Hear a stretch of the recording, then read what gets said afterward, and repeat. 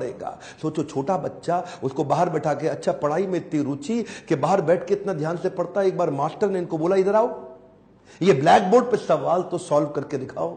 अच्छा ये black board पे सवाल सॉल्व करने गया तो अचानक बच्चे चिल्लाए मास्टर जी नीची जाति का है। और इतना ही नहीं, बच्चे चिल्ला के भागने लगे ब्लैक बोर्ड की तरफ। ये हैरान हुआ क्यों भागे, तभी देखा सारे बच्चों ने अपने टिफिन उठाए, वहां से उठा के पीछे करने लगे, धक्का मारने लगे। क्यों? उनको डर था इसकी परछाई से इनका खाना अपवित्र ना हो जाए। ऐसे कई छोटे धक्के इसको लगी। पानी एक बार कुएं से क्या पी लिया, इतनी मार पड़ी इसको, इतना फिजिक, एक छोटे बच्चे को सहनी पड़ी इतनी मार। एक बार रिक्शे वाले ने रिक्शा से उतार दिया, बोला तू नहीं बैठेगा रिक्शे में। क्यों? क्योंकि रिक्शे वाले को बीच में पता लगा कि ये नीची जाति का है। और उसके बाद उससे बोला तुझसे डबल पैसा लूंगा और फिर रिक्शा भी अब तू चलाएगा। वो नीचे चलने लगा, रिक्शा भी। जानते हैं उस समय केवल छूने से नहीं, परछाई सबसे दिक्कत थी इनकी। और परछाई तो छोड़िए, इनकी आवाज सुनने से भी लोग सोचते थे कि अपवित्र हो जाए। ये जो आवाज से अपवित्र, परछाई से अपवित्र, छूने से अपवित्र, ये दर्द जो उनको सहना पड़ा, ये दर्द इनकी जिंदगी में बहुत बड़ा रोल प्ले किया आगे चल के इनकी लीडरशिप को बिल्ड करने में।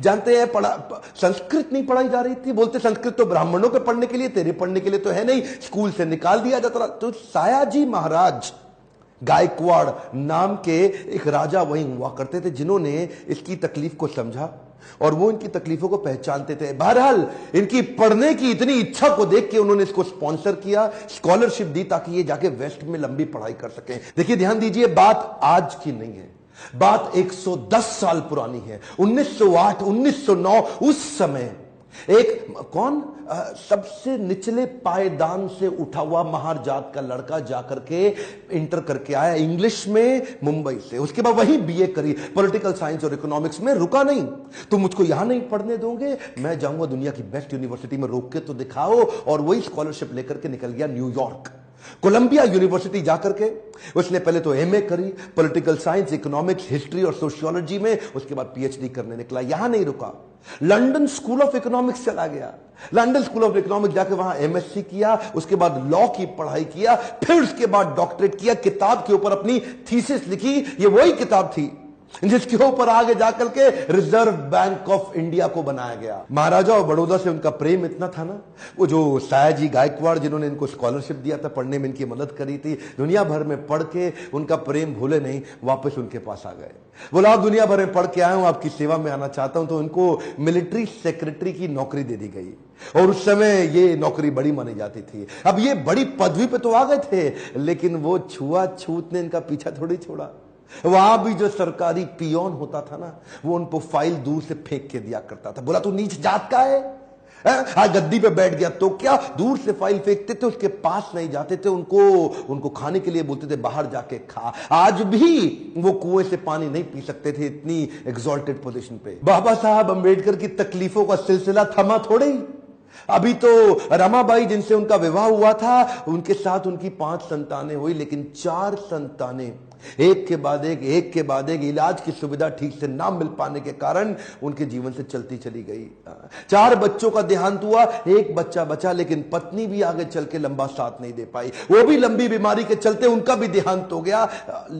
बाबा साहब अंबेडकर जो अब इस समय कोई भी आदमी टूट सकता था, जिसका अपना स्वाभिमान ही खत्म हो जाए, लेकिन ये क्या किए, ये साथ साथ अपने देश के लिए लड़ते रहे और घर की तकलीफों से अपने आप को रुकने नहीं दिया। सत्याग्रह पे निकल गए। 1927 के इस महान सत्याग्रह में ये जिद पे अड़ गए कि सब दलितों को कुएं से पानी पीने का अधिकार दिला के रहूंगा। सार्वजनिक स्थान है, किसी का प्राइवेट नहीं है, जो सरकारी स्थान है, वहां पे एक इंसान दूसरे के साथ पानी क्यों ना पी सके। देखिए गलत तो एक्चुअली हो रहा था। जो दलित औरतें थी ना, उनको साड़ी भी पहनने का, पांव को ढक के उठा के साड़ी पहननी पड़ती थी। इन्होंने पहली बार अधिकार दिलाया, पूरी नीचे तक आम औरतों की तरह पांव को ढक के साड़ी पहनने का अधिकार। उसके बाद बोले कम्युनल इलेक्टोरेट की मांग कर दी इन्होंने।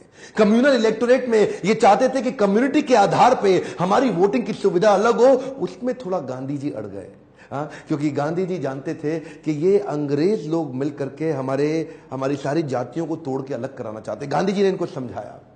देखो क्या बोले अंबेडकर जी, मैं आपको रिजर्वेशन दिला दूंगा, मैं आपको बाकी सब मदद करूंगा, सब करूंगा, लेकिन अलग नहीं करते। अब जातियों के आधार पर अगर देश को अलग किया तो मुझे स्वतंत्रता नहीं मिल पाएगी, मैं अंग्रेजों से लड़ नहीं पाऊंगा, मेरे साथ खड़े होके मेरी ताकत बनो। वो जब अंबेडकर नहीं माने तो गांधी जी ने फिर उनको रिक्वेस्ट की और उसके बाद अनशन पे बैठ गए गांधी जी। बहरहाल अंबेडकर उस समय उनके सामने बड़ी दुविधा आ गई।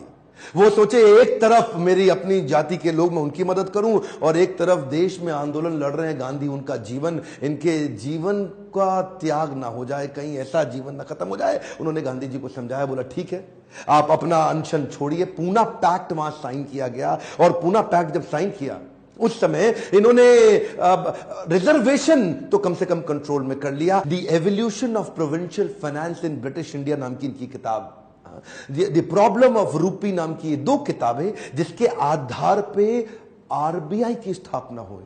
मैं दोबारा बोल दूं क्या, इन्होंने जो किताबें लिखी उसके आधार पे आरबीआई की स्थापना करी गई। कैन यू इमेजिन, भारत के सबसे निचले पायदान से आया एक यंग लड़का जिसकी कोई मदद करने वाला नहीं, आज उसकी बुद्धि पे आधारित हमारे कॉन्स्टिट्यूशन की स्थापना भी की जाएगी। इनकी ज्ञान, बुद्धि और कौशल का लोहा इंडियन लीडर्स और ब्रिटिश लीडर्स दोनों मानते थे। 1947 में भारत आजाद हुआ और गांधी जी के पास नेहरू अपनी पूरी कैबिनेट की लिस्ट लेकर के आए। जब नेहरू, जो कि स्वतंत्र भारत के पहले प्रधानमंत्री होने वाले थे, पूरी कैबिनेट की लिस्ट लेके पहुंचे और बताया कि देखो इनको मैं तो तभी गांधी ने पूछा, इसके अंदर बाबा साहब अंबेडकर का नाम कहां है? और वहीं थोड़ी उनकी बहस हुई और गांधी ने बोला कि नेहरू ये तुम्हारी कैबिनेट नहीं है, ये आजाद भारत की कैबिनेट है। तभी उनको कानून मंत्री के रूप में लिया गया, और न केवल कानून मंत्री बल्कि तुरंत जो ड्राफ्टिंग कमेटी थी इंडियन कॉन्स्टिट्यूशन की, उसका चेयरमैन भी बना दिया गया। इनकी इंटेलिजेंस के आगे कोई कुछ बोल नहीं सकता था। जो इनसे सहमत थे, असहमत थे,